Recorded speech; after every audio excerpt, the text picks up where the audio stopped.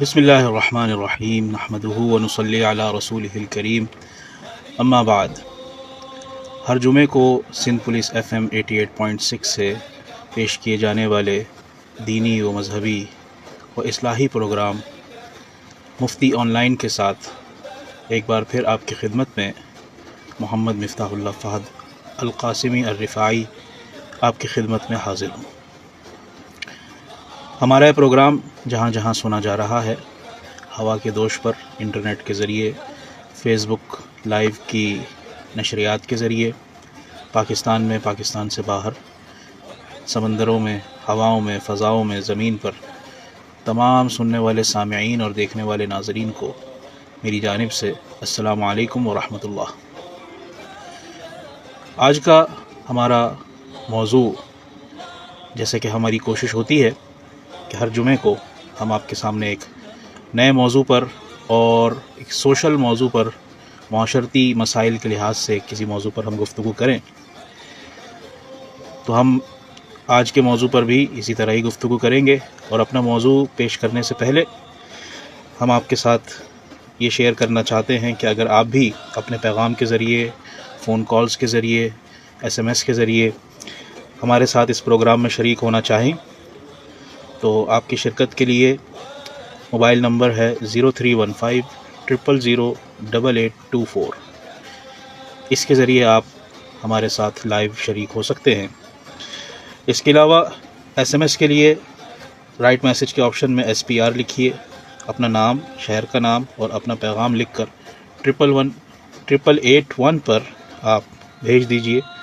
اور اس کے ساتھ ساتھ فیس بک لائیو پر سندھ پولیس FM 88.6 کے پیج پر بھی آپ اپنے کمنٹس میں اپنی آراء سے آگاہ کر سکتے ہیں۔ تو آج کا جو ہمارا پروگرام کا موضوع ہے وہ ہے نظر بد کی حقیقت، حسد اور اس سے بچاؤ کا طریقہ۔ حسد، نظر بد اور اس کی حقیقت اور اس کا بچاؤ، اس سے کس طرح بچا جائے۔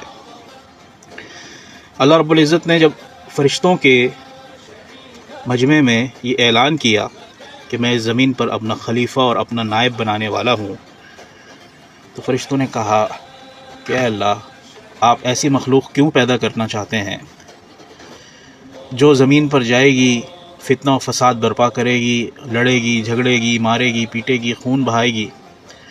اگر آپ کا مقصد حمد و ثنا اور تسبیح بیان کرنا ہی ہے تو ہم ہیں نا حمد و ثنا بیان کرنے کے لیے، ہم تو آپ کی حمد و ثنا بیان کر رہے ہیں، آپ کی اطاعت کر رہے ہیں، فرما برداری کر رہے ہیں۔ تو اللہ تعالیٰ نے اس وقت فرمایا کہ میرا جو مقصد ہے، میری جو مرضی اور منشا ہے، تم اس تک نہیں پہنچ سکتے۔ اور اس کے بعد اللہ تعالیٰ نے آدم علیہ السلام کی تخلیق فرمائی، ان کے مٹی کا پتلا بنایا اور اس میں روح پھونکی، اور جب وہ انسانی شکل میں وجود میں آ گئے، پھر اللہ نے ان کو علوم سکھائے، اور علوم سکھانے کے بعد اللہ رب العزت نے فرشتوں کے سامنے ان کی فوقیت اور برتری کو ثابت کیا۔ فرشتوں کی اس مجلس میں، اس مجمع میں ابلیس بھی موجود تھا، جو فرشتوں کی ایک جماعت کا سردار تھا اور جنت کی کنجیاں اٹھانے والے، جنت کے خزانوں کی چابیاں اٹھانے والوں کا وہ نگران اور ذمہ دار تھا، اور وہ بھی فرشتوں میں شامل سمجھا جاتا تھا، لیکن در حقیقت وہ جنات میں سے ایک جن تھا۔ لیکن اپنی کثرت عبادت کی وجہ سے وہ اللہ تعالیٰ کے یہاں آسمانوں پر اللہ کی عبادت کرتا تھا، اور اپنی عبادت کی وجہ سے اس نے فرشتوں پر برتری حاصل کی۔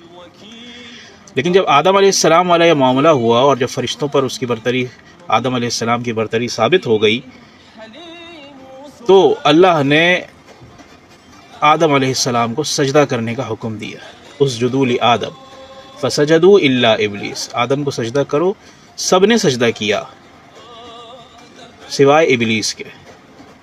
اس نے اعراض کیا اور تکبر کیا اور انکار کرنے والوں میں سے ہو گیا۔ یہ قرآن کے الفاظ ہیں۔ تو جب ابلیس سے پوچھا گیا، جس کا نام عزازیل تھا، تو وہ کہنے لگا کہ خلقتنی من نار وخلقتہ من طین، کہ آپ نے تو مجھے آگ سے پیدا کیا ہے اور آپ نے اس آدم کو مٹی سے پیدا کیا ہے۔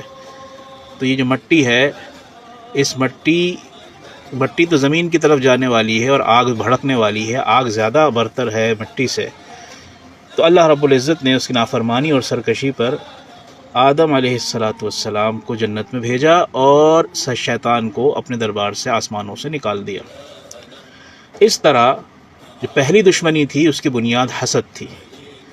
حسد ایک ایسا جذبہ ہے کہ جو آدمی کو جلا کر خاک کر دیتا ہے، اور لسان العرب میں جو عربی زبان کی ایک بہت بڑی لغت کی کتاب ہے، اس میں حسد کے عنوان سے اس کتاب کے مصنف ابن منظور رحمہ اللہ نے یہ لکھا ہے، بلکہ راغب الاصفہانی نے لکھا ہے لسان العرب میں، کہ حسد اس ایسے جذبے کو کہتے ہیں کہ کسی کو اگر کوئی نعمت میسر آئے تو اس نعمت کو وہ یہ چاہتا ہے کہ وہ نعمت صرف اسے ملے، کہ کسی کی خوشحالی اور عزت اور مقام کو دیکھ کر جلنا اور یہ آرزو کرنا کہ کاش یہ دولت اس کے بجائے مجھے ملتی، اس عزت و فضیلت کے بجائے میں بہرور ہوتا، اور اگر یہ چیزیں میرے نصیب میں نہیں تھیں تو کم از کم اس سے چھین لی جاتی اور اس کو بھی محروم کر دیا جاتا۔ یعنی کہ کسی شخص کو اللہ نے کوئی نعمت فضیلت عطا کی ہو اور اس پر دوسرا شخص جلے اور یہ چاہے کہ وہ نعمت اس سے سلب ہو کر حاسد کو مل جائے یا کم از کم اس سے ضرور چھن جائے۔ اور حسد کے بارے میں قرآن و حدیث میں بہت سی باتیں جو آج ہمارے یہاں معاشرے میں ہیں اور اس سے کس طرح بچنا چاہیے اور کیوں بچنا چاہیے، وہ آج انشاءاللہ ہم بیان کریں گے قرآن و حدیث میں جو اس کا تذکرہ آیا ہے۔ اب آپ دیکھیے کہ جب شیطان کو، ابلیس کو آدم علیہ السلام سے حسد ہو گیا تو اس حسد کا نتیجہ کیا ہوا کہ اس نے بھیس بدل کے وہ جنت میں داخل ہوا۔ آدم علیہ السلام اور ان کی زوجہ اماں حوا علیہ السلام کو اس نے اس بات پر راضی کر لیا کہ وہ جو درخت جس کا پھل کھانے سے اللہ نے منع کیا ہے، اس پھل کو تم کھا لو تو تم ہمیشہ اس جنت میں رہو گے، اور ورنہ اگر تم نے اس پھل کو نہیں کھایا تو کچھ عرصے کے بعد خدا تمہیں فرشتوں کے جیسا بنا دے گا، فرشتہ بنا دے گا، یعنی پھر تم خدا کے مرضی کے تابع اور پابند ہو جاؤ گے، کیونکہ فرشتے تو اللہ کے حکم عدولی نہیں کرتے۔ تو کچھ اس نے اس طرح بہکایا اور گمراہ کیا کہ وہ بطور بشر ہونے کے وہ اس کی باتوں میں آ گئے، اور انہوں نے پھر وہ ممنوع پھل کھایا، پھر اس کے بعد ان کو زمین پر اتار دیا گیا، اور پھر اس کے بعد کی ساری نوع انسانی اس دنیا میں قائم ہوئی، اور ہم و آپ اسی نوع انسانی میں سے ہیں۔ اور اسی طرح اس زمین پر جو پہلا قتل ہوا وہ بھی حسد کی بنیاد پر ہوا۔ آدم علیہ السلام کے دو بیٹے حابیل اور قابیل، دونوں میں کسی بات کو لے کر جھگڑا ہوا، اس کا فیصلہ اس طرح کیا گیا کہ دونوں قربانی اللہ کے حضور پیش کریں گے۔ وَاتْلُ عَلَيْهِمْ نَبَأَ ابْنَيْ آدَمَ بِالْحَقِّ، اور اے نبی صلی اللہ علیہ وسلم آدم علیہ السلام کے دو بیٹوں کا قصہ سچ صحیح پورا سنا دیجئے، بیان کر دیجئے۔ اذ قربا قربانا فتقبل من احدہما ولم يتقبل من الآخر، جب دونوں نے اللہ کے حضور قربانی پیش کی تو ایک کی قربانی کا حال یہ ہوا کہ اللہ نے اس کو قبول کر لیا، اور دوسرے کی قربانی اللہ تعالیٰ نے رد کر دی۔ دو بیٹے تھے حابیل اور قابیل، تو حابیل کی قربانی اللہ نے قبول کی اور قابیل کی قربانی رد کر دی۔ تو قابیل نے حابیل کو دھمکی دی کہ لأقتلنک، میں تجھے قتل کر دوں گا۔ تو کہنے لگے، حابیل نے جواب دیا کہ بھائی یہ تو قربانی قبول کرنے میں میرا تو کوئی ہاتھ نہیں ہے، یہ تو اللہ کی مرضی، جس سے قبول کرے، اور اللہ تعالیٰ تقوی والوں کی قربانی قبول کرتا ہے۔ اور جہاں تک بات ہے قتل کرنے کی، تو اگر تم مجھے قتل کرنے کے لیے ہاتھ اٹھاؤ گے تو میں اپنا ہاتھ تم پر نہیں اٹھاؤں گا، اور میں یہ چاہتا ہوں کہ اگر تم مجھ پر ہاتھ اٹھاؤ تو میرے اگر کوئی گناہ ہے تو وہ گناہ بھی تمہارے کھاتے میں درج ہو جائے، اور تم میرے اور اپنے دونوں کا گناہوں کا بوجھ اٹھاتے پھرو۔ تو حسد کے مارے قابیل کو اس کے دل نے ابھارا، نفس نے ابھارا، گناہ پر آمادہ کیا، اور اس نے اپنے بھائی حابیل کو قتل کر دیا۔ چنانچہ قتل ہونے کے بعد قابیل کو شرمندگی ہوئی کہ یہ مجھ سے کیا غلطی ہو گئی، یہ میں نے کیا کیا۔ تو دیکھیے کہ حسد کی وجہ سے آدم علیہ السلام جنت سے نکالے گئے، حسد کی وجہ سے ایک بھائی نے دوسرے بھائی کو قتل کر دیا، اور اسی لیے کہا جاتا ہے کہ حسد ایک ایسا مہلک جذبہ ہے کہ جس کے ساتھ حسد کیا جائے وہ تباہ و برباد ہو سکتا ہے، اور اسی سے پھر جنم لیتا ہے نظر بد، جس کے بارے میں آپ صلی اللہ علیہ وسلم نے فرمایا کہ نظر بد آدمی کو قبر میں اور اونٹ کو ہنڈیا میں پہنچا دیتا ہے.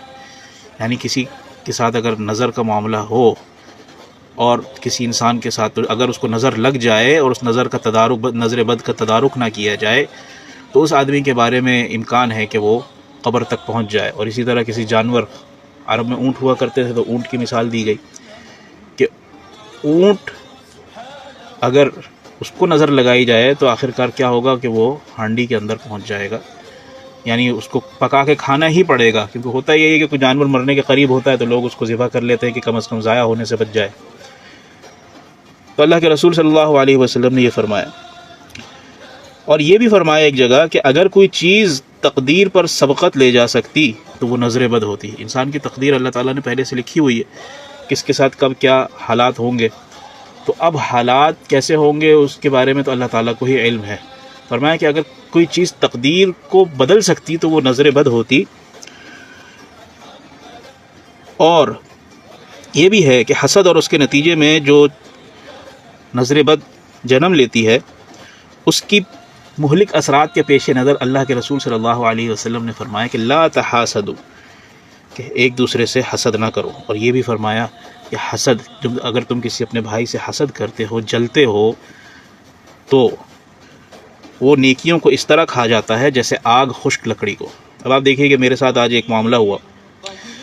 آج جمعے کی نماز سے پہلے ایک صاحب نے رابطہ کیا اور انہوں نے اپنے کوئی فیملی کا واقعہ سنایا اور وہ چاہتے تھے کہ میں ان کو اس مسئلے کا حل بتاؤں. تو اس سارے واقعے کو سن کر مجھے یہ سمجھ میں آیا کہ یہ ایک طرح سے حسد کا معاملہ ہے، اس میں حسد کا عنصر بھی پایا جاتا ہے. حسد کس بات کا تھا کہ ایک بڑے بھائی نے اپنے چھوٹے بھائی کو، جب کم عمری میں والدین کا انتقال ہو گیا تو اپنے چھوٹے بھائی کو سنبھالا، اس کی تربیت کی، اس کی ضرورتوں کو پورا کیا، یہاں تک کہ اس کی شادی بیاہ کا انتظام بھی کروایا. آج جب بھائی کی شادی ہو گئی اور بڑے بھائی کچھ کرائسس میں آئے ہیں اور ایک ساتھ ایک گھر میں رہتے ہیں، تو کرائسس میں آنے کی وجہ سے اب چھوٹے بھائی کو کچھ کنٹریبیوشن زیادہ کرنا پڑ رہا ہے، کچھ اخراجات کرنے پڑ رہے ہیں. تو میں کیوں کروں؟ اب ان کی بڑے بھائی مشکل حالات میں ہیں تو اب ان کے حالات تھوڑے سے بہتر ہونے شروع ہوئے ہیں، کچھ جاب وغیرہ ہو گئی ہے، اور انہوں نے اپنے گھر میں جی اے سی بھی لگوا لیا ہے، اور ان کے گھر میں طرح طرح کے پکوان بھی باہر سے آنے شروع ہو گئے ہیں. جب ان کے پاس ان چیزوں کے لیے رقم موجود ہے تو پھر وہ گھر کا خرچہ بھی اٹھا سکتے ہیں. تو اس وجہ سے وہ چاہ رہے ہیں کہ گھر کو توڑ کر الگ ہو جائیں اور دوسری جگہ رہائش اختیار کر لیں. اب آپ دیکھیے کہ وہ بھائی جس نے جب کم عمر تھے آپ کو سینے سے لگایا، آپ کو بھٹکنے نہیں دیا، بلکہ آپ کی تربیت کی، آپ کو سب کچھ کیا، اور اب چونکہ ان کے حالات خراب ہونے کے بعد کچھ بہتری کی طرف ہے تو اے سی لگنے پر آپ ان سے ناراض ہوئے. اگر وہ کچھ اچھا کھا رہے ہیں، ان کے بچے کچھ اچھا پہن رہے ہیں تو آپ ان سے ناراض ہو رہے ہیں کہ یہ کیوں کر رہے ہیں، ایسا کیوں ہو رہا ہے، اور میرے ساتھ ظلم ہو رہا ہے یا میرے ساتھ یہ مسئلہ ہو رہا ہے. تو میں نے ان کو اس حوالے سے سمجھایا کہ وہ بھائی جس نے آپ پر احسان کیا اور انہوں نے کبھی اس کا بدلہ نہیں مانگا، آج اگر وہ کچھ پریشانی تکلیف میں ہیں اور آپ اگر ان کے ساتھ کر دیں تو یہ بھی ایک طرح کا احسان ہی ہے. اور احسان ایک ایسی چیز ہے جس کا کوئی بدلہ نہیں مانگا جاتا. کہ اگر مجھے ضرورت تھی اور آپ نے مجھے 100 روپے دیے تو آپ کو اس بات کے امید میں نہیں رہنا چاہیے کہ جی جب مجھے ضرورت ہوگی تو یہ مجھے بھی 100 روپے ہی دے گا. احسان تو یہ ہے کہ اس وقت جو آپ کی ضرورت ہے میں اس کو پورا کروں. ہو سکتا ہے آپ کو اس وقت 10 روپے کی ضرورت ہو، یا ہو سکتا ہے آپ کو اس وقت 10,000 روپے کی ضرورت ہو. اگر میں صاحب حیثیت ہوں، استطاعت رکھتا ہوں، تو میں ضرور آپ کی اس ضرورت کو پورا کروں گا. ہمارے ساتھ کالر ایک موجود ہے، ہم ان کی کال لیتے ہیں انشاءاللہ، تو دیکھتے ہیں یہ کیا بات کرتے ہیں. السلام علیکم. السلام علیکم ورحمۃ اللہ وبرکاتہ. وعلیکم السلام ورحمۃ اللہ. مولوی صاحب قابل احترام جناب کون میں سا؟ حاجی مراد کھوسا بات کر رہا ہوں، لیاری کراچی سے. جناب کھوسا صاحب خیریت سے ہیں؟ ماشاءاللہ. اللہ آپ کو خوش رکھے. میں الحمدللہ خیریت سے ہوں. آپ کو اللہ تعالیٰ یعنی کہ عمر دراز دے گا، اللہ تعالیٰ خوش رکھے آپ کو. آمین آمین. میں دینی سوال کرنا چاہتا ہوں. جی فرمائیے. ایک آدمی ماشاءاللہ ہے، جوان آدمی ہے، مگر نماز کا کوئی شوق کوئی اس کو نہیں ہے، نماز پڑھتا نہیں ہے، مسجد کے قریب جاتا نہیں ہے. صحیح. اور جب رمضان کا مہینہ ہوتا ہے جی روزہ رکھتا ہے، جی مگر نماز پڑھتا نہیں ہے اور تراویح بھی چھوڑ دیتا، تراویح پڑھتا نہیں ہے، صحیح. صرف روزہ ہے، بس منہ بند کیا ہے، بس کھانا نہیں چاہتا ہے۔ اس کے بارے میں کیا کہنا چاہتے ہیں آپ؟ ٹھیک ہے، اور کوئی دوسرا بس سوال؟ یہی سوال ہے میرا۔ اچھا، اللہ آپ کو خوش رکھے۔ پاکستان زندہ باد۔ پاکستان زندہ باد، ماشاء اللہ جناب. تو یہ کھوسا صاحب نے سوال کیا، اور یہ ایک اہم سوال ہے جو عموماً پیش آتا ہے، اور یہ ہمارے موضوع سے تھوڑا سا ہٹا ہوا ہے، بس بہرحال میں ان کے جواب دیتا ہوں. بات یہ ہے کہ اسلام کے جو بنیادی ارکان ہیں، نماز، روزہ، زکوٰۃ، حج، تو نماز اور روزہ تو امیر غریب کی قید کے بغیر ہر ایک پر فرض ہے. اس میں تو کسی قسم کی کوئی رعایت، کوئی گنجائش، کوئی نرمی نہیں ہے، سوائے ایسے بیماروں کے جو روزہ نہیں رکھ سکتے، ڈاکٹر نے منع کیا ہے، یا عمر کے اس کے حال میں پہنچ گئے ہیں کہ ضعیف ہو چکے ہیں، روزے کی سختی، بھوک پیاس کی سختی کو برداشت نہیں کر سکتے، صرف انہیں رعایت ہے، اور وہ بھی فدیہ دینے کے ساتھ، یعنی فدیہ دیں گے تو جو روزے ان سے رہ گئے ہیں اس کی معافی ہو جائے گی. لیکن نماز میں پھر بھی کسی بزرگ کو بھی، یہاں تک کہ مریض کو بھی، بیمار کو بھی رعایت نہیں ہے. لہٰذا کوئی شخص اگر نماز بالکل بھی نہیں پڑھتا تو قیامت کے دن سب سے پہلے نماز کا سوال ہوگا. اور بعض کتابوں میں کچھ احادیث ایسی بیان کی گئی ہیں کہ ایک نماز چھوڑنے کا اتنے لاکھ کروڑ سال اس میں جہنم میں جلایا جائے گا. 4 کروڑ سال کے بارے کے ایک روایت ملتی ہے. بہرحال ہم ان روایتوں کو اگر چھوڑ بھی دیں تو نماز چھوڑنا، اسلام کے بنیادی فرائض کو چھوڑنا، یہ اکبر الکبائر میں سے ہے. اتنی شدید وعید ہے حضور اکرم صلی اللہ علیہ وسلم کی، اتنی احادیث نماز سے متعلق ملتی ہیں، اور آپ علیہ الصلاۃ والسلام کی زندگی کے، حیات مبارکہ کے، حیات ظاہری کے آخری جو الفاظ تھے، جو اماں عائشہ صدیقہ رضی اللہ عنہا کی گود مبارک میں آپ علیہ الصلاۃ والسلام کا سر مبارک رکھا ہوا تھا، اور نزا کی سختیاں اور تکلیف آپ علیہ السلام کے چہرے مبارک سے، چہرے انور سے ظاہر تھیں، تب بھی زبان پر یہ الفاظ تھے، الصلاۃ الصلاۃ وما ملکت ایمانکم، کہ لوگوں نماز کا خیال رکھنا، اپنی نماز سے غافل نہ ہونا، اور جو تمہارے ماتحت ہیں، جو تمہارے ملازمین ہیں، ان کا خیال رکھنا، ماتحتوں کے حقوق کا. تمہارے ماتحت تمہارے بیوی بچے بھی ہیں، تمہارے ملازمین بھی ہیں، تمہارے چھوٹے بھی ہیں، تمہارے بہن بھائی بھی ہیں، چھوٹے بہن بھائی جو تمہارے انڈر میں آتے ہیں، سب تمہارے ماتحتوں میں شمار ہوتے ہیں، ان سب کا خیال رکھنا، ان کے ساتھ حسن سلوک سے پیش آنا. تو نماز کو حضور اکرم صلی اللہ علیہ وسلم نے موت کے وقت بھی، موت کی تکلیف میں بھی آپ علیہ الصلاۃ والسلام نے نہیں بھولا. اور صحابہ نے کس طرح نماز کا خیال رکھا کہ تیر پڑ رہے ہیں، تیر لگ رہے ہیں، تیر جسم میں پیوست ہو رہے ہیں، اور وہ نماز میں کھڑے ہوئے ہیں تو نماز میں اس طرح محو اور مستغرق ہیں، ڈوبے ہوئے ہیں کہ نماز ان سے نہیں چھوٹ رہی. چنانچہ جو حدیث میں آتا ہے نا روزے سے متعلق، کہ ایک شخص، بہت سے لوگ ایسے ہیں جو روزہ رکھتے ہیں لیکن ان کو بھوک اور پیاس کے سوا کچھ حاصل نہیں ہوتا. وہ کون لوگ ہیں؟ وہ یہی لوگ ہیں کہ صبح سحری کھا کے سو گئے، سارا دن سوتے رہے، اور شام کو اٹھ کر افطار کر لیا، نہ فجر، نہ ظہر، نہ عصر، نہ افطار کے وقت مغرب، کوئی نماز نہیں. تو ایسے بھوک پیاس کا اللہ تعالیٰ اللہ کو ایسے روزے کی کوئی ضرورت نہیں. اور روزے کے بارے میں ایک اور حدیث آتی ہے کہ الصوم جنہ، روزہ گناہوں سے ڈھال ہے، گناہوں کے مقابلے میں ڈھال ہے، کہ گناہوں سے بچاتا ہے. تو ایسے روزے کا کیا فائدہ جو آپ کو گناہ پر آمادہ کر رہا ہے، آپ سے نمازیں چھڑوا رہا ہے. اور اس کے ساتھ ساتھ جو انہوں نے کہا کہ تراویح نہیں پڑھتا، دیکھیے تراویح کی نماز بہت فضیلت والی نماز ہے. اللہ تعالیٰ آپ کو 30 روزوں میں، 30 راتوں میں یہ موقع دیتا ہے کہ آپ اللہ کے حضور سجدہ کریں، اور زائد سجدہ کریں. کوئی شخص اگر 20 رکعت تراویح پڑھتا ہے تو 20 رکعت میں 40 سجدے ہیں، اور 30 دن میں 1200 سجدے ہیں، اور نماز کا رکن اعظم سجدہ ہے. تو 1200 زائد سجدے جو عام دنوں میں، پورے سال میں شاید آپ ایکسٹرا نہ کرتے ہوں نوافل کی صورت میں یا تہجد کی صورت میں، لیکن آپ کو فرض نمازوں کے علاوہ اللہ تعالیٰ 1200 زائد سجدوں کا موقع دے رہا ہے.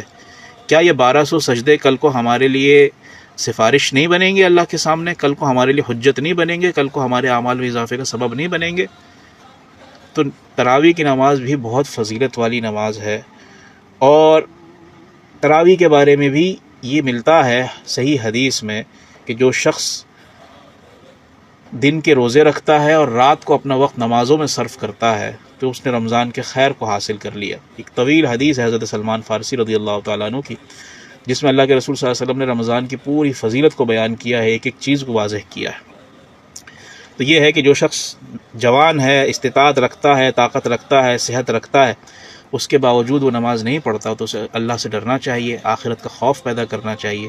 اللہ تعالیٰ ہمیں، ہم سب کو جو نمازوں کے بارے میں کوتاہی کرتے ہیں، اللہ تعالیٰ انہیں دین کا داعی بنائے، پکا سچا نمازی بنائے، اپنی عبادت کی طرف راغب فرمائے۔ تو ہم عرض کر رہے تھے کہ حسد ایک ایسا جذبہ ہے، ایسا مہلک جذبہ ہے کہ جس کی وجہ سے نظر بد پیدا ہوتی ہے، اور نظر بد سے انسان تباہ و برباد ہو جاتا ہے، ہلاک ہو جاتا ہے، موت کے منہ میں پہنچ جاتا ہے۔ بدقسمتی سے یہ جذبہ ہمارے معاشرے میں کینسر کی طرح پھیل چکا ہے۔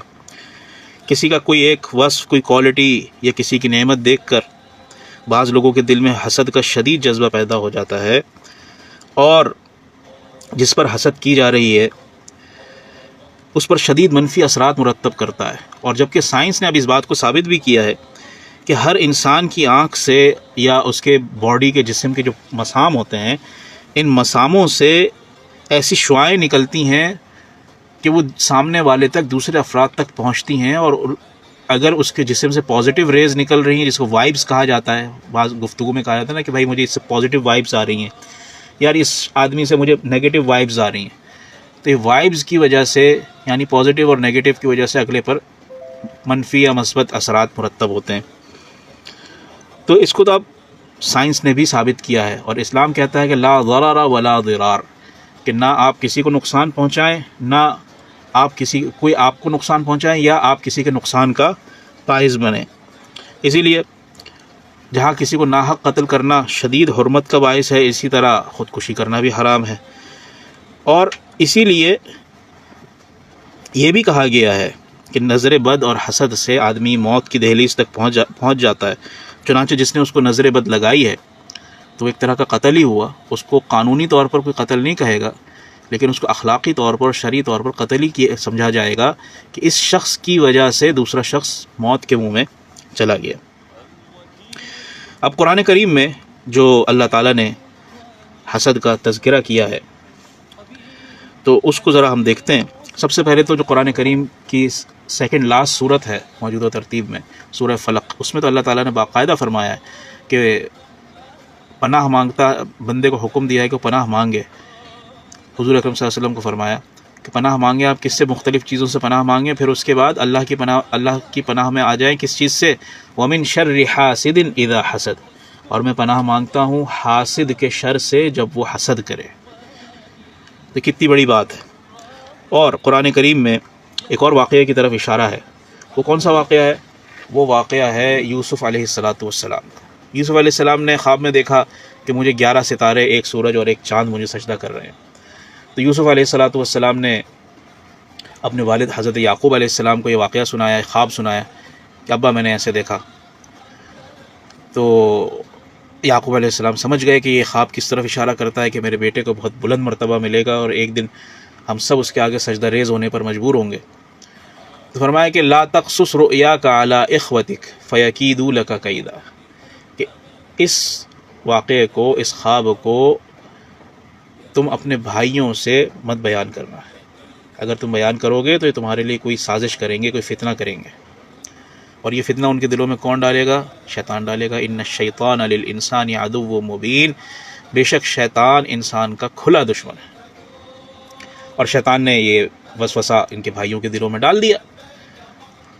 تو بھائیوں نے بیٹھ کے پلاننگ کی کہ کیا کیا جائے، کس طرح کیا جائے، کہ یوسف کی محبت تو ہمارے ابا کے ساتھ بہت زیادہ ہے، تو ابا تو ہمیں پوچھتے ہی نہیں ہیں، اور یوسف یا اس کو یہاں سے کہیں دور پھینک دیتے ہیں، بھگا دیتے ہیں، یہاں سے دور کسی علاقے میں پھینک دیتے ہیں جا کر کہ واپس نہ آ سکے، اور پھر اس کے بعد میں ہم توبہ کر لیں گے، اور توبہ کرنے کے بعد بتا دیں گے کہ جی ابا یہ ہم سے یہ غلطی ہوئی ہے، تو ابا بھی ہمیں معاف کر دیں گے جب ہم توبہ کر لیں گے۔ تب آپ دیکھیے کہ اس حسد کی وجہ سے انہوں نے اپنے بھائی یوسف علیہ السلام کے ساتھ کیا سلوک کیا کہ اپنے بھائی کو لے جا کر کے ایک اندھے کنویں میں ڈال دیا، اور جا کر کے اپنے والد صاحب کو بتا دیا کہ جی وہ تو ہم کھیل رہے تھے اور آگے نکل گئے تھے، یوسف کو ہم اپنے سامان کے پاس چھوڑ گئے تھے اور اس کو بھیڑیا کھا گیا. اور ایک خون آلود کرتا پوری صورت سورہ یوسف قرآن کریم میں موجود ہے، جس میں یوسف علیہ السلام کا واقعہ موجود ہے، اور کس طرح انہوں نے یعقوب علیہ السلام کو غمگین کیا اور کن حالات سے نکل کر پھر یوسف علیہ السلام کو اللہ تعالیٰ نے منصب اور اقتدار اور سب کچھ عطا فرمایا اور ان کے بھائی شرمسار ہوئے. تو دیکھیے کس طرح یوسف علیہ السلام کو اللہ تعالیٰ نے مقام عطا فرمایا، لیکن اس سے پہلے وہ اپنے بھائیوں کے حسد کا شکار ہوئے. اسی طرح قرآن میں ایک دوسری جگہ آتا ہے کہ ان تمسسکم حسنۃ تسؤہم وان تصبکم سیئۃ یفرحوا بها، تمہیں اگر کچھ بھلائی ملے تو یہ ناخوش ہوتے ہیں، ہاں اگر کچھ برائی ہو تو یہ خوش ہوتے ہیں. اگر آپ کو کوئی بھلائی ملتی ہے، کوئی اچھائی پہنچتی ہے تو یہ خوش ہوتے ہیں، حاسدین ہوتے ہیں. حضور اکرم صلی اللہ علیہ وسلم سے فرمایا کہ جو ان سے حسد رکھنے والے تھے، کفار، منافقین، یہودی، مشرکین، یہ سارے، اور کوئی فائدہ پہنچتا ہے تو ناراض ہوتے ہیں کہ یہ کیا ہوا ان کے ساتھ. اور یہ لوگ یہ بھی کہا کرتے تھے کہ لولا نزل هذا القرآن على رجل من القريتين عظیم. مکہ مدینہ کے کفار، منافقین، مشرکین یہ کہا کرتے تھے کہ بھائی اگر یہ قرآن نازل ہونا ہی تھا تو ان دونوں شہروں میں تو بڑے بڑے سردار اور بڑے بڑے جاگیردار، سرمایہ دار، مالدار لوگ موجود ہیں، بڑے شہسوار اور بہادر موجود ہیں، ان پر قرآن کیوں نہیں نازل ہوا؟ یہ قرآن اسی محمد پر کیوں نازل ہوا جس کا نہ باپ ہے، نہ ماں ہے، یتیم ہے، اور اس طرح کی باتیں جو جس سے رسول اکرم صلی اللہ علیہ وسلم کے استہزاء کیا جائے اور مذاق اڑایا جائے اور تمسخر کیا جائے. تو یہ حسد کا یہ جذبہ قرآن کریم میں اس طرح بیان ہوا ہے. اور اس کے ساتھ ساتھ احادیث میں بھی اللہ کے رسول صلی اللہ علیہ وسلم نے، جیسے میں نے پہلے بھی عرض کیا ہے، کہ منع فرمایا ہے. اور یہ آپ علیہ السلام کو معلوم تھا کہ میری امت میں یہ حسد کی بیماری جڑ پکڑے گی، اور یہی ہوا. ایک جگہ فرمایا کہ اللہ کی قسم مجھے تمہارے بارے میں یہ خوف نہیں کہ تم کفر کرنے لگو، میں تو اس سے ڈرتا ہوں کہ کہیں دنیا داری میں پڑھ کر ایک دوسرے سے رشک و حسد نہ کرنے لگو. رشک ایک الگ چیز ہے اور حسد ایک الگ چیز ہے. رشک کہتے ہیں ایسا جذبہ کہ اپنے بھائی کی کامیابی دیکھ کر اس پر فخر کرنا، یا یہ امید کرنا کہ اے اللہ جیسا اس کو ملا ہے ایسا تو مجھے بھی عطا فرما دے. اور حسد اس کا الٹ ہے کہ اللہ اس کو کیوں مل گیا، مجھے کیوں نہیں ملا، اب اگر مجھے نہیں مل سکتا تو اس سے بھی چھین لے. تو اللہ کے رسول صلی اللہ علیہ وسلم نے یہی فرمایا کہ تم دنیا داری میں پڑھ کر، دنیا کی محبت میں پڑھ کر، مال و دولت کے پیچھے پاگل ہو کر تم یہ نہیں کر، اس چکر میں نہ پڑ جانا کہ ایک دوسرے سے رشک اور حسد کرنے لگو. ایک موقع پر اللہ کے رسول صلی اللہ علیہ وسلم نے صحابہ سے فرمایا کہ جب فارس اور روم کے خزانے تم پر کھول دیے جائیں گے، یعنی تم پر خوب مال برسے گا، دولت برسے گی اور بہت کثرت سے فتوحات ہوں گی، تو تم اس وقت کس طرح کے بن جاؤ گے؟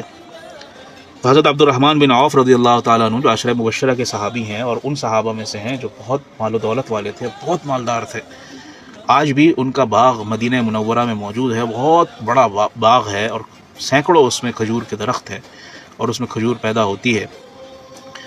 اور جب ان کا انتقال ہوا تو اتنا مال چھوڑا حضرت عبد الرحمن بن عوف نے، اتنا مال چھوڑا کہ ان کی وراثت کو اگر آج کے حساب سے کاؤنٹ کیا جائے تو وہ اربوں روپے میں وراثت بنتی ہے. اور وراثت تقسیم کرنے کے لیے سونے کی اینٹیں موجود تھیں، اور سونے کی اینٹوں کو اولاد میں اور بیویوں میں تقسیم کرنے کے لیے باقاعدہ آری منگوائی گئی.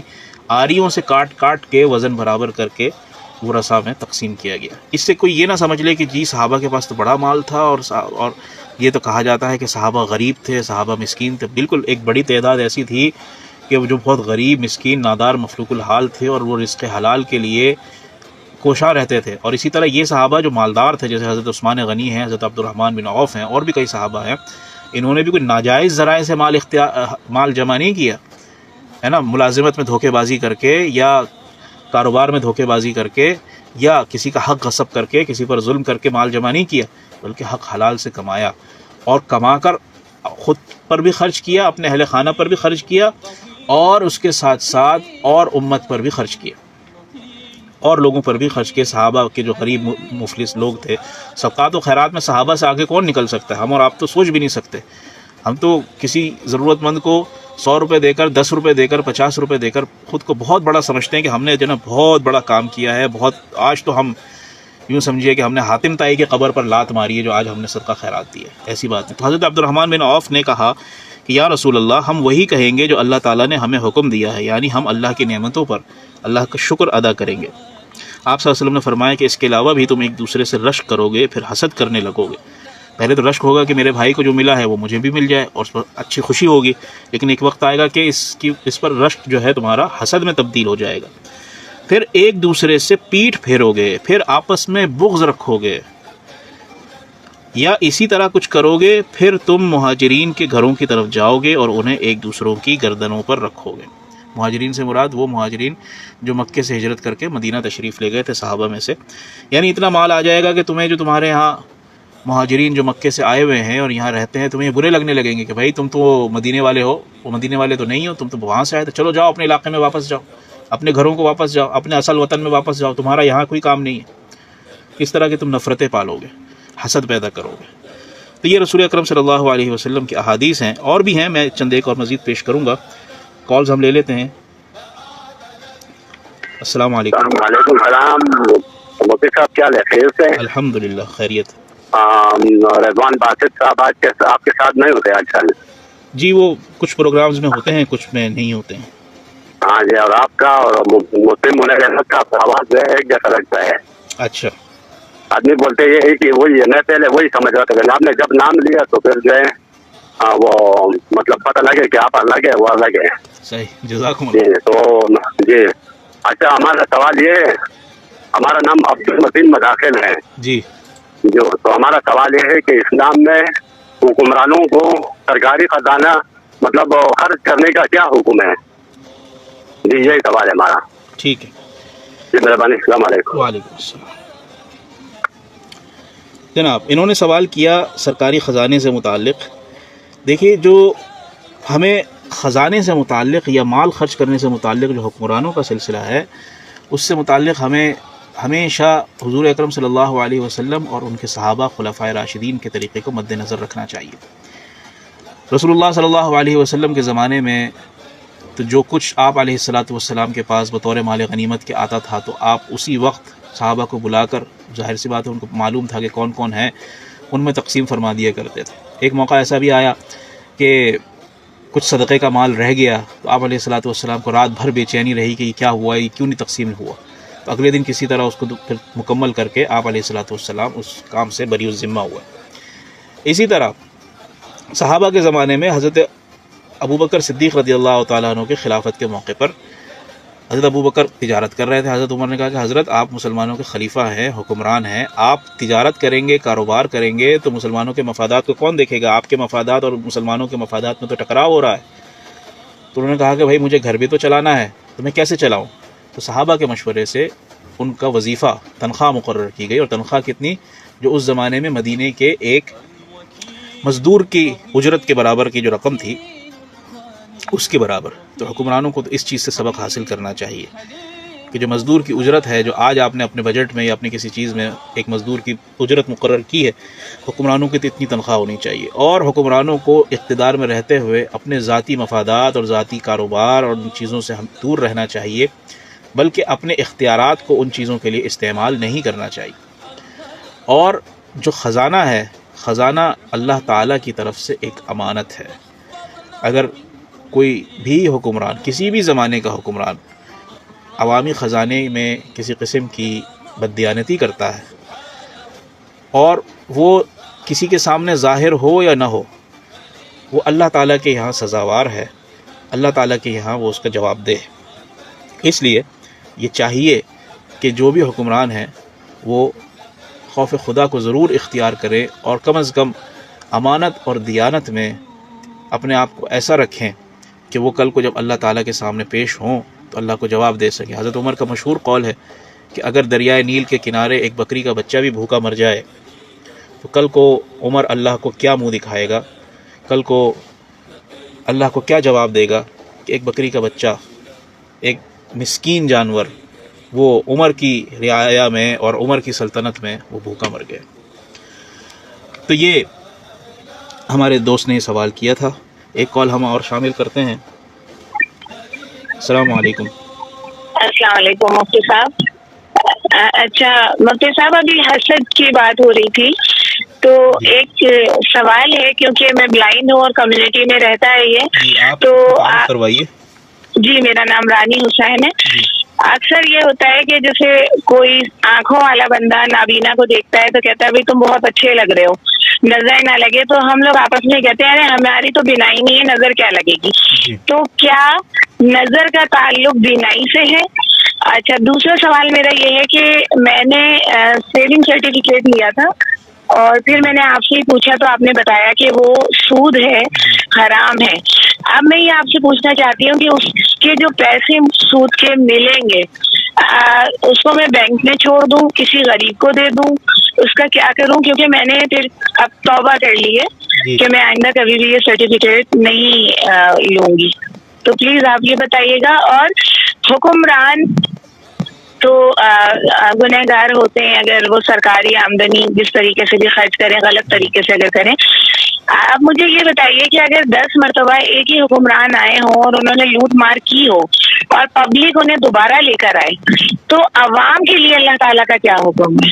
ये 3 सवाल है मेरे जी। और थैंक यू सो मच, शुक्रिया, जज़ाकल्लाह, अल्लाह हाफ़िज़।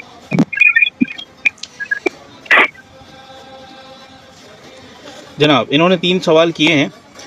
तो सबसे पहले हुक्मरानों के हवाले से, चूँकि अभी आखिरी सवाल भी हुक्मरानों के हवाले से था, तो बात यह है कि इमाम हसन बसरी रहमहुल्लाह का बहुत मशहूर कौल है जो कि बाज़ लोग हुज़ूर अकरम सल्लल्लाहु अलैहि वसल्लम से मंसूब करते हैं। कौल है कि इन्नमा हिय अमालुकुम उम्मालुकुम, जैसे तुम्हारे अपने आमाल हैं वैसे तुम पर तुम्हारे हुक्मरान मसल्लत होंगे। ये जो आपने फरमाया सवाल में कि इतनी दफ़ा की बदउनवानी है या इतनी बातें उनके बारे में मशहूर है, साबित या गैर साबित, जो मशहूर हैं फिर भी लोग उन्हीं को मुंतखब करके ले आते हैं, तो क्या हम बदउनवान नहीं हैं? क्या हम हुकूक गसब नहीं करते? क्या हम झूठ नहीं बोलते? क्या हम किसी माली करप्शन में, मॉरल करप्शन में, सोशल करप्शन में, इस किस्म की किसी करप्शन में मुलव्विस नहीं हैं? क्या हमारे अंदर से हर बुराई ख़त्म हो गई? क्या हम वालिदैन के नाफरमान नहीं हैं? क्या हम जो कबीरा गुनाह जिसकी तरफ जाने से कुरान और सुन्नत हमें मना करता है ना, क्या हम उन गुनाहों की तरफ नहीं जाते? क्या हमारे मुआशरे से फ़हाशी और यानी ख़त्म हो गई? क्या फ़हाशी और यानी के असबाब ख़त्म हो गए? क्या हमारे मर्द फ़हाशी और यानी की तरफ नहीं जाते? क्या फ़हाशी और यानी के जो मकामात और अड्डे हैं, क्या वो उनकी सरपरस्ती नहीं हो रही? क्या वो चल नहीं रहे? अगर ये सारी बातें मुआशरे में मौजूद हैं, हर एक को दूसरे का इल्म है, तो फिर तो हमारे हुक्मरान ऐसे ही रहेंगे। जिस दिन हम सारे मुत्तकी, परहेजगार, नमाजी हो गए, हुकूक अदा करने वाले हो गए, है ना, भाइयों के हुकूक, बहनों के हुकूक, विरासत के हुकूक, पड़ोसियों के हुकूक, हर एक के हुकूक, असातिज़ा और मुलाजिमीन और हर एक कारोबारी अपनी ज़िम्मेदारियों और फ़राइज़ को अंजाम देने वाला हो गया, तो क्या हम वो नहीं कर सकेंगे? क्या हम उनको हमारे हुक्मरान फिर बेहतर नहीं हो सकेंगे? बिल्कुल हो सकेंगे। हमें पहले ख़ुद को तब्दील करने की ज़रूरत है, तब हमारे हुक्मरान तब्दील होंगे। दूसरा सवाल, नज़र का ताल्लुक़ जो फरमा रही है कि जी बीनाई से है या नहीं। बीनाई से तो आदमी बराह रास्त देख कर के वो नज़र, जिसे कहते हैं कि जो हदीस में मौजूद है कि जो जिसकी बात हुई है, गुफ्तगू हुई है। अब जैसे मैंने ये भी अर्ज़ किया कि साइंस ने इस बात को साबित किया है कि नज़र का ताल्लुक़, वाइब्स का ताल्लुक़ सिर्फ़ आँखों से नहीं है, बल्कि इसका ताल्लुक़ मसामात से भी है, इसका ताल्लुक़ आपके ज़हनी ख़यालात से भी है। तो इन चीज़ों से भी नज़र लगती है। ये साइंटिफिकली तो प्रूवन है, लेकिन बहरहाल शरई लिहाज से इस बात का कोई सबूत तो नहीं है, लेकिन हम उसको मान लेते हैं, साइंस की तहक़ीक़ को मान लेते हैं कि जब नज़र इतना असर डाल सकती है, तो वो बाकी चीज़ें भी जो जिस्म से जो पॉजिटिव या नेगेटिव वाइब्स है उससे भी असर पड़ता है। लिहाजा ऐसे अफराद माशरे के जो बेचारे अल्लाह ताला ने उनकी कोई, जिसे कहते हैं ना, क्वालिटी को कम कर दिया है या ख़त्म कर दिया है, तो उनके ज़रिए भी बाज़ औक़ात हो सकती है नज़र की कहानी, नज़र का सिलसिला बन सकता है। अगला सवाल जो इनका है सेविंग सर्टिफिकेट से मुताल्लिक़, कि सेविंग सर्टिफिकेट से मिलने वाला सूद। देखिए, सेविंग सर्टिफिकेट हर वो काम, हर वो लेन देन, ट्रांजैक्शन जिसमें अमाउंट के बदले आपको अमाउंट मिले लेकिन ज़्यादा, 100 रुपये दिए थे, आपने 110 रुपये वापस लिए तो 10 रुपये सूद है। तो इस बुनियाद पर जो भी लेन देन होगा वो बैंकों के ज़रिए हो या दो इंसानों के दरमियान आपस में पैसों का तबादला हो, इन तमाम सूरतों को حدیث کی روح سے، قرآن کی روح سے حرام قرار دیا ہے، اور جو شخص ان کاموں میں پڑے گا فَأْذَنُوا بِحَرْبٍ مِّنَ اللَّهِ وَرَسُولِهِ، اللہ اور اللہ کے رسول کی طرف سے اعلان جنگ ہے۔ اچھا، اب اس کا کیا کیا جائے؟ سیونگ سرٹیفکیٹ سے یا انشورنس پالیسی سے ان چیزوں سے بچا کیسے جائے؟ انشورنس پالیسی تو خیر اس کو ختم ہی کر دیں، اس سے تو جان چھڑا لیں۔ اب سیونگ سرٹیفکیٹ کا جو معاملہ ہے تو شریعت یہ کہتی ہے، فقہا نے یہ لکھا ہے کہ جتنی پرنسپل اماؤنٹ، جتنی کیپٹل اماؤنٹ آپ نے لگائی تھی، جو سیو کی تھی، فرض کیجئے آپ نے 20,000 روپے کا سیونگ سرٹیفکیٹ لیا تھا، اب وہ میچیور ہو کر آپ کو 50,000 روپے مل رہے ہیں یا 25,000 روپے مل رہے ہیں، تو جو آپ کے لیے صرف جو آپ کا 20,000 روپیہ ہے اصل، وہ آپ کے لیے اس میں سے لینا جائز ہے، اور جو اوپر کی رقم ہے، جو سود کی رقم ہے، اس رقم کے لیے، اس رقم کو آپ نے کرنا کیا ہے کہ بلا نیت ثواب، یعنی ثواب کی نیت کیے بغیر، اس نیت اور ارادے کے ساتھ کہ بھائی یہ میرے لیے خرابی ہے، برائی ہے، گناہ ہے، گندگی ہے، مجھے اس سے بچنا ہے، یہ آپ کسی ضرورت مند کو دے دیں۔ اور فقہا نے یہ بھی لکھا ہے کہ اس ضرورت کا تعلق آپ کے سے ہے، رشتہ داروں سے ہے۔ ضرورت مند کا تعلق سب سے پہلے آپ اس کا حقدار آپ کے رشتہ دار ہے۔ آپ کے رشتہ داروں میں کوئی ضرورت مند ہے، غیر سید ہے، سادات میں سے نہیں ہے، تو آپ ان کو دے سکتے ہیں۔ اس کے لیے اس کو، اچھا یہ بات یاد رکھیے کہ زکوٰۃ اور صدقات اور اس قسم کی چیزیں دینے کے لیے کبھی بھی زبان سے اس سامنے والے کو یہ کہنے کی ضرورت نہیں ہے کہ یہ زکوٰۃ کے رقم میں آپ کو دے رہا ہوں، یہ زکوٰۃ کے پیسے میں آپ کو دے رہا ہوں، نہیں، بس یہ گفٹ کہہ کے دے دیں، ہدیہ کہہ کے دے دیں، یا کہہ دیں کہ بھئی یہ رکھو پیسے، اپنی ضرورت پوری کر لینا، اپنا کام یہ چیز کر لینا، اور دل میں نیت ہو کہ جی میں یہ زکوٰۃ دے رہا ہوں، صدقہ دے رہا ہوں، یا یہ سود کی رقم آئی بھی تھی، اس کی ضرورت، اس کو میں نکال رہا ہوں۔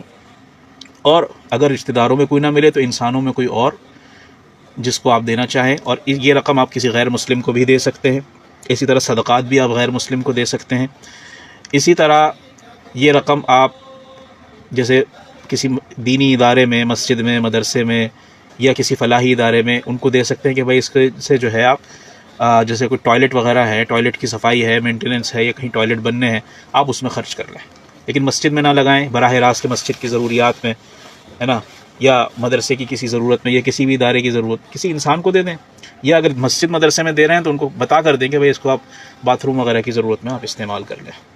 ایک اور کال ہم لیتے ہیں، اور ہو سکتا ہے کہ یہ ہماری آج کی آخری کال ہو۔ السلام علیکم۔ مفتی صاحب السلام علیکم۔ وعلیکم السلام۔ مفتی صاحب میں فاطمہ نورا کراچی سے، جی میں یہ سوال پوچھنا چاہتی ہوں، پگڑی کے مکان ہوتے ہیں، جی غریب آدمی پگڑی کے مکان لے لیتا ہے، جی اور پھر کرایہ بھی ان کو دیتا ہے، جی اور پھر جب چھوڑتا ہے تو وہ تھوڑے سے پیسے دیتے ہیں، ذرا سے انسان مکان نہیں لے سکتا۔ جی اب مکان لینے جاؤ، اب ان کے پاس کئی لوگوں کے پاس مکان ہوتے ہیں ذاتی، جی تو سستے انہیں مکان لیے ہوئے ہوتے تو وہ مکان نہیں دیتے۔ بتاؤ یہ ہمارے دین میں آیا ہے؟ اسے منافع کر کے ہم مکان کسی کو بیچ رہے ہیں، غریب آدمی کہہ رہے ہیں یہ ہمیں مکان دے دو، تو وہ نہیں دیتے، تو یہ کس پہ گناہ جائے گا؟ انہیں سستے مکان دیے گئے جی سب بہت سے لوگوں نے، اب غریب آدمی کہتا ہے کہ ہمارا پگڑی کا مکان ہے اور ہمیں مالک کم پیسے دے رہا ہے، ہم نے اس کو پیسے بھی اتنے دیے ہوئے کرائے کے، اب وہ رسی پلٹائی میں ہمیں پیسے بھی وہ تھوڑے دے رہا ہے، اور ہم جب کہیں مکان چھوٹا سا لینے جاتے تو وہ کہتے ہیں نہیں ہم نہیں دے رہے۔ تو یہ ہمارا دین کیا یہ ہمیں صلاحیت دیتا ہے کسی کی مدد نہ کرو، کسی کی چھت نہ بناؤ؟ تو یہ ہمارا مفتی صاحب بتائیے یہ دین کیا کہتا ہے ہمیں؟ جی ٹھیک ہے، جی یہ میں پوچھنا چاہتی ہوں۔ اوکے جی، شکریہ، اللہ حافظ۔ اللہ حافظ۔